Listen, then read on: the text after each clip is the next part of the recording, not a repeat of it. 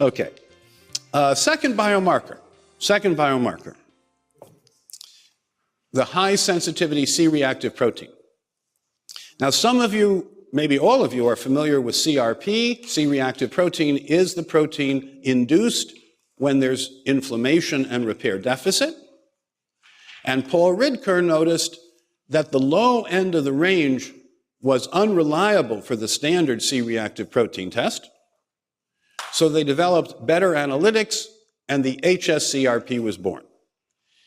And some of you may know this as the cardio-CRP, but it's not heart-specific. It's not cardiovascular-specific. It's a global marker for repair deficit and what we call inflammation. So hsCRP, very valuable test. However, most people, from my point of view, underappreciate the opportunity. What is the need? Well, 2 Americans die every minute of avoidable cardiovascular events, and that is 550,000 a year. But of that 550,000, 500,000 are avoidable complications of diabetes. And then there's 50,000 from other causes.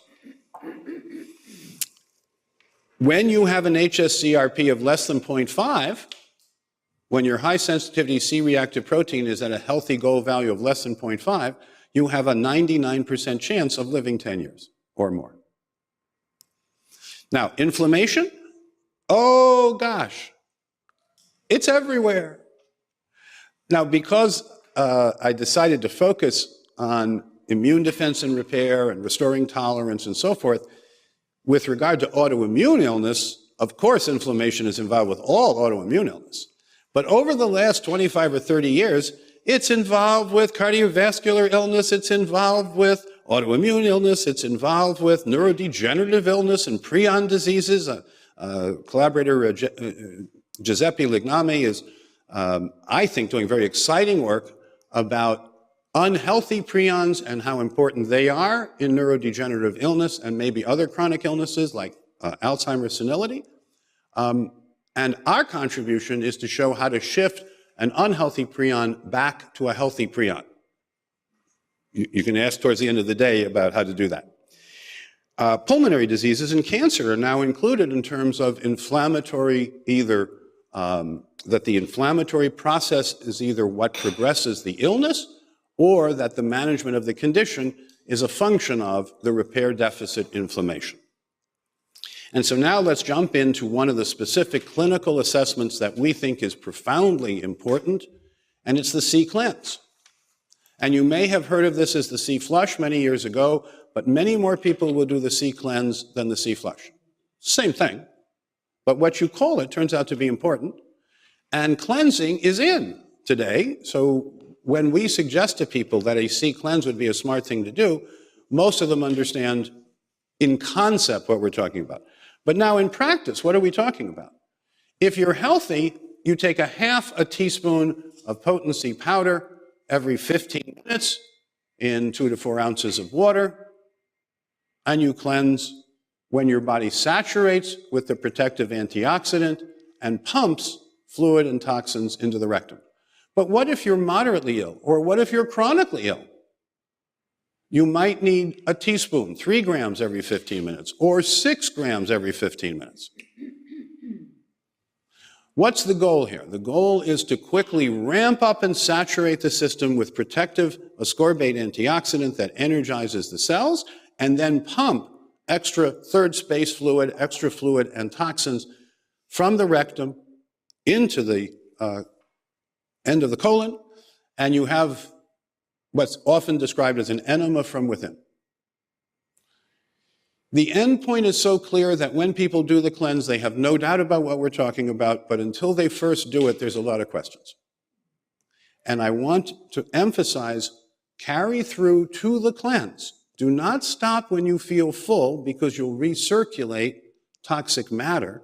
And this was the problem with the previous generation, called bowel tolerance. So the C-cleanse replaces bowel tolerance. It more quickly ramps up to saturate the system and then cleanse and flush out that toxic matter. Question? Would you repeat again, how do you know when to complete this? Like, how many hours are you doing it? When is the time? Right. You do it as long as necessary until you have the cleanse. The cleanse is the enema from within. It's a whoosh of a liter of toxic fluid out of you, and that's the end point. You do it until you get that, and you persevere until you get that. But let's talk about some examples. Let's say someone thinks they're reasonably healthy, but really they're chronically ill. So they start at 1.5 grams every 15 minutes, and 2 hours go by, 4 hours go by, 6 hours go by, however many hours go by. Okay, in that situation, what I suggest is if you haven't cleansed within 2.5 hours, come back tomorrow or come back next week, but starting at a higher dose, whether it's 1 teaspoon 3 grams or 2 teaspoons 6 grams.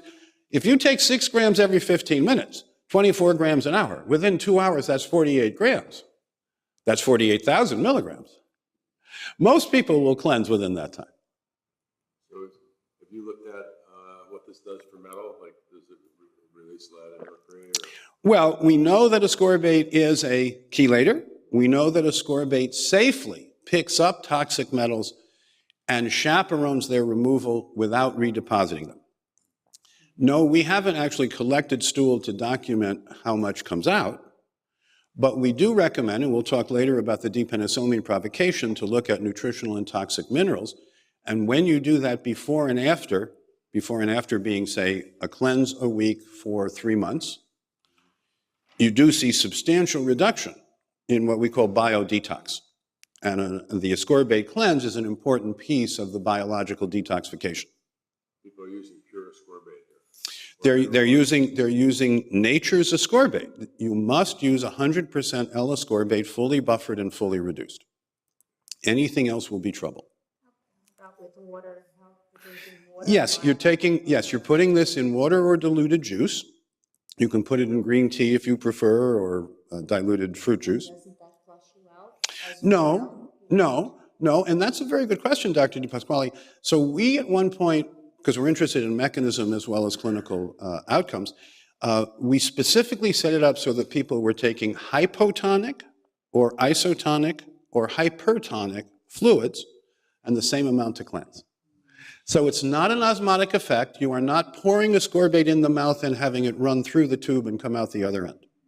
What you are doing is absorbing the ascorbate from the stomach and upper small intestine, and then that circulates to every cell in the body, saturating the need for ascorbate, because ascorbate sets the electrical potential of the cell. The oxidation reduction potential, the redox of every cell in your body, is set by ascorbate, and nothing else, only ascorbate. So when you do the cleanse properly, you're gaining useful information about how much oxidative stress they're under.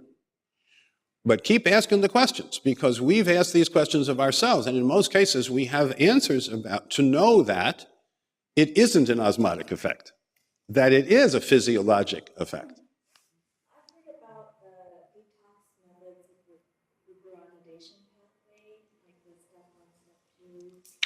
Does this interfere with that? No, doesn't interfere and does help. So when you say glucuronidation, you're talking about mitochondrial cytochrome-based detoxification, the so-called cytochrome P450, P454 systems.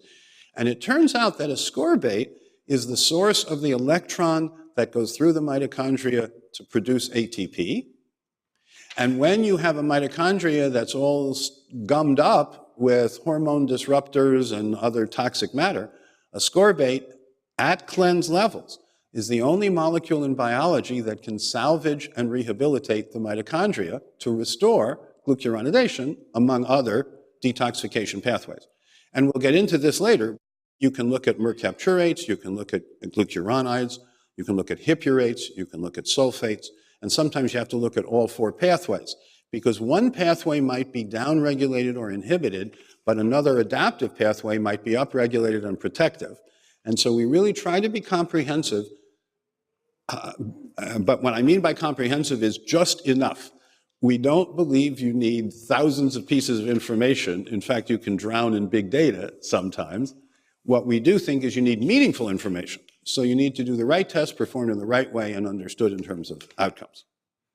Was that helpful? Yeah. Okay. We would you make a quick comment on you have plus minus probiotic through the main? Yes. Those things you add to your drink? Yes, you see, this is an appetizer. This is a slide to suggest to you how valuable doing the C-cleanse is. Now let's get into the clinical details, because people are so deficient in so many multiple ways that in individual cases, and this is detailed in the C-cleanse protocol, which we would urge you to take a look at and make use of, sometimes before and or during or after the cleanse, we use probiotics, recycled glutamine, magnesium and choline citrate, or polyphenolics. Why? Because it goes more smoothly. If you're doing pure science, that's one thing. If you're doing clinical practice, you want the client to have a positive experience and be able to come back and with your help, understand how to use the information. So yes, this is just either a reminder of things you're already familiar with or an introduction to say, please come talk to us about the details. Okay? Now, this is an example of data. If we look at it in a more colorful way, when people are asymptomatic, they cleanse on 4 grams of ascorbate or less, and that's more or less the ideal. That's the yellow zone that you can see on the far left. Then the orange are people who are minimally symptomatic, and they cleanse between 5 and 10 grams.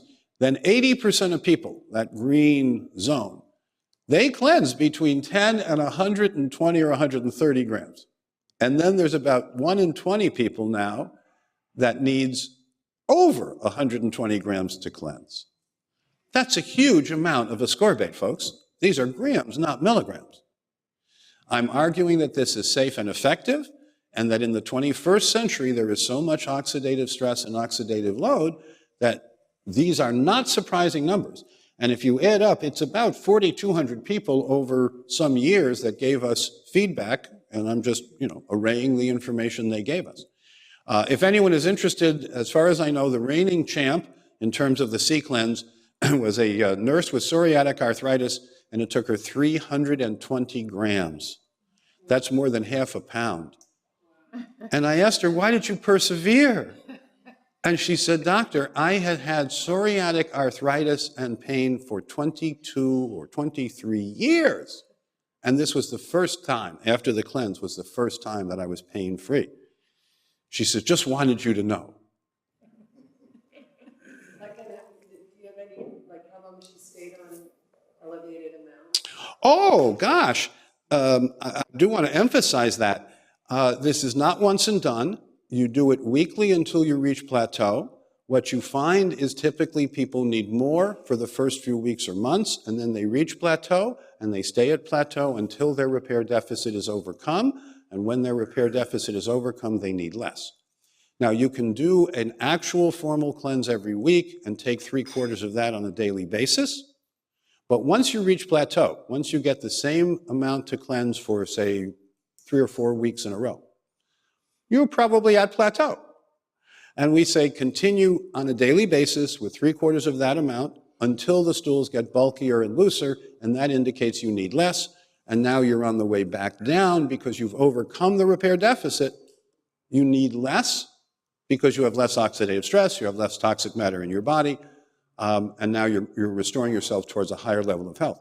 And so it's common for people to start at 10, 15, 20 grams, go up to 30 or 40 at plateau, stay at that level for months and months, and then come down to 4 grams at the end. And they are so grateful that they will bring their family and their loved ones to your practice. I don't know if you're gonna talk about maintenance or just daily, because a lot of people take vitamin C just for overall health. Yes. And they increase it when they're getting a cold.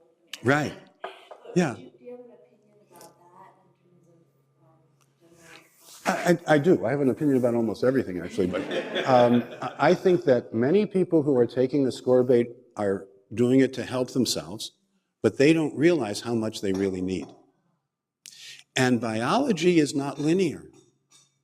So let's say you take 1/4 of the amount of vitamin C that you need, you'll get maybe 5 to 10% of the benefit. Let's say you take 75% of what you need. You might get 40% of the benefit. The last 10, 15, 20% of what you need saturating the system continuously with protective antioxidants at the level of your oxidative stress. That's where you get this big boost of repair, of detoxification, of mood stability, of neurohormonal balance, of immune tolerance, of better digestion. So because biology is geometric, not linear, I often remind people that they're taking, say, 5 grams of vitamin C a day, and that is 10 times 500 milligrams a day. And if you look at what I believe that NIH or FDA still recommends either 250 or 500 milligrams a day. Now that's to avoid scurvy, okay? So I point out to people that daily values or RDAs are to avoid deficiency diseases. They don't tell you how much you need to be healthy. They have no information about how much you need to be healthy. So yes, we really recommend that people take the amount of ascorbate they need based on the C-cleanse, or however else you want to do it. You can measure peak and trough ascorbate levels after infusion. There's a whole lot of more complicated things you can do, but they're much more expensive and much less clinically valuable. So we urge people to do these kinds of self-assessments. A C-cleanse, and we'll get into some of the other ones, including first morning urine pH, transit time, hydration status. Many people are walking around marginally hydrated. From my self-assessment of hydration, I need some water right now. And when you do that, you'll change your hydration status in 20 minutes. And 3% dehydrated is such a stress on your spleen that you'll wear out your spleen, your kidneys, and your liver if you're just marginally dehydrated. So it's a big deal, and it's so pervasive that I would guess that half of the professionals, let alone the clients and the patients, it's okay for everybody to have a glass of water right now. I would guess that half of the professionals I come in contact with when we first do an assessment, they are marginally dehydrated. Sean? A little story. I found mold in my apartment, and I went on the C-cleanse. And initially, I think I calibrated at 40 grams, and then the next week it went down to 18, and 18, and 18, and then last week it went up to 60. So just to give you an idea, it kind of fluctuates. That's right, it can. If you're feeling continuously better, you can stay on the plateau level. But let's say something happens and you feel fluish, or you feel like you're coming down with something, or whatever. For the last maybe 25 years, I lead a very active life, by most measures highly stressful, although on the inside I don't particularly feel that. And the C-cleanse is one of my go-to things. So if I get up in the morning and I just don't feel right, I might just do a C-cleanse that day. So we talk about doing it weekly until you ramp up to getting to maintenance and plateau and then coming back down. And that's a protocol, and that works very well for a lot of clinicians. But what Sean just said is very true. You can today be exposed to an oxidative stress, and a day or 2 or 3 later, you're just out of it for a day or 2. And that has become so common that I've been looking for things. What do you do the first minute you feel fluish or out of sorts? And one of the first things I do is a C-cleanse. And the second thing I'm likely to do is that first morning urine pH. And I'll up my magnesium and choline citrate, because you need the choline citrate to get the magnesium in. And remember, magnesium is nature's calcium channel blocker.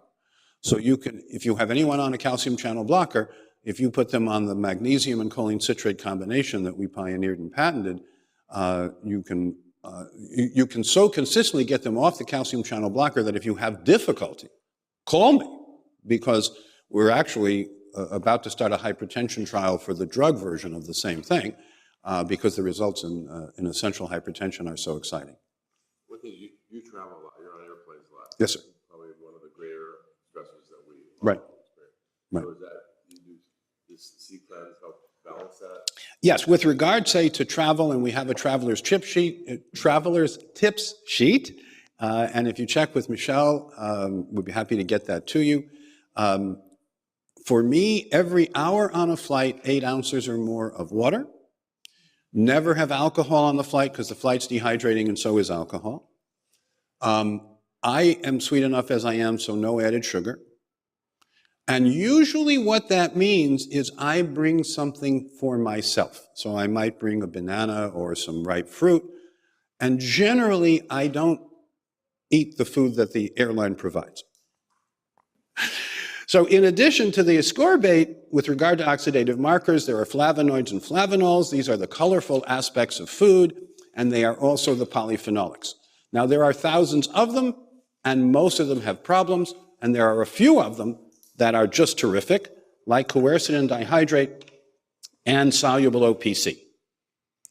So the clinical pearl is that you want to protect and activate the structural repair. You want to recycle cell ascorbate.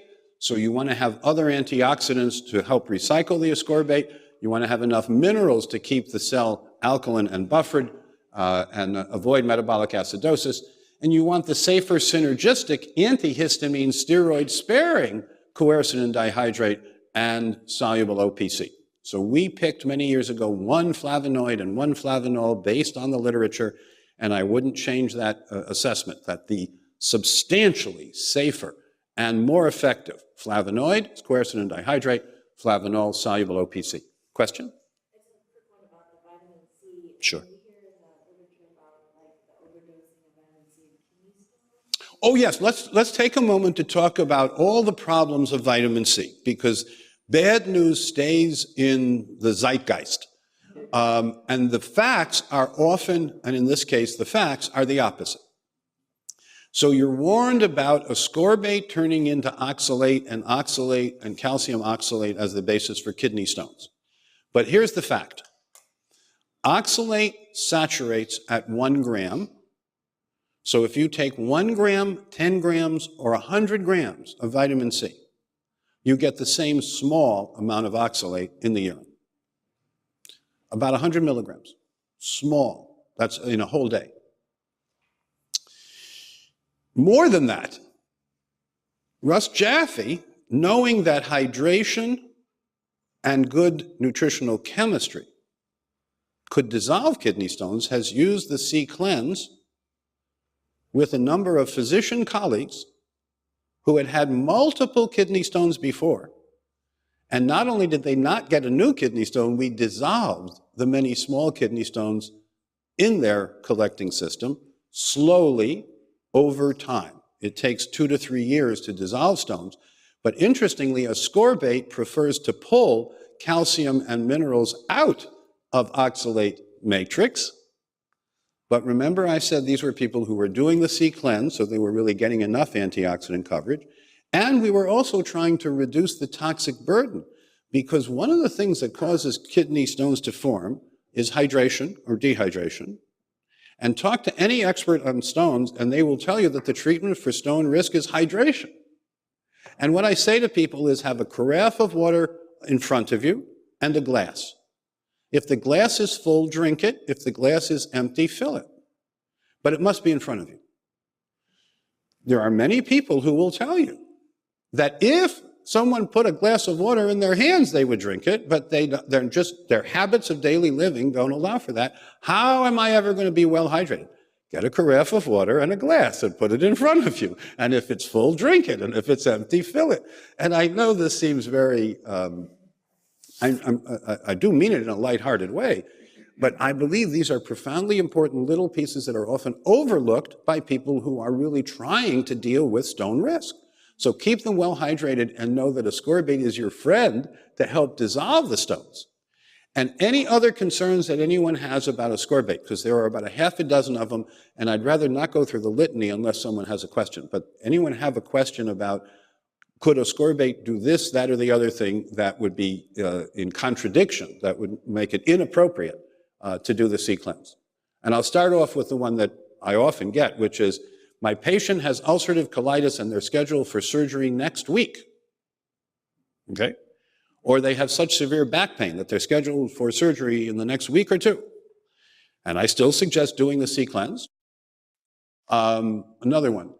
This person has alternating diarrhea and constipation, and you're asking them to create more diarrhea with a C cleanse?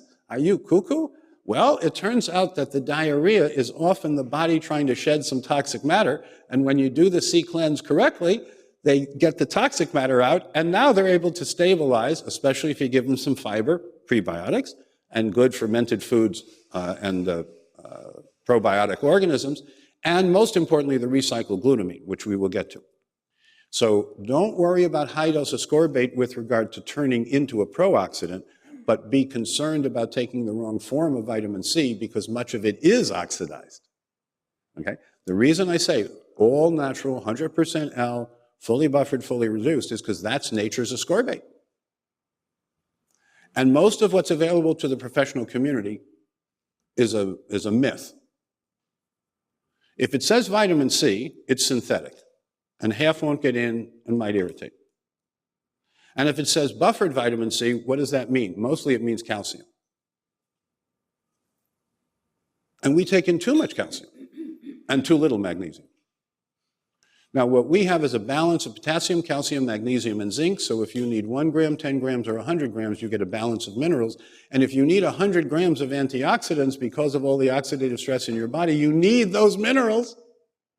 Because every time you see B complex or vitamin B6, you need magnesium to go with it. If you want your ATP to work, you need magnesium to go with it.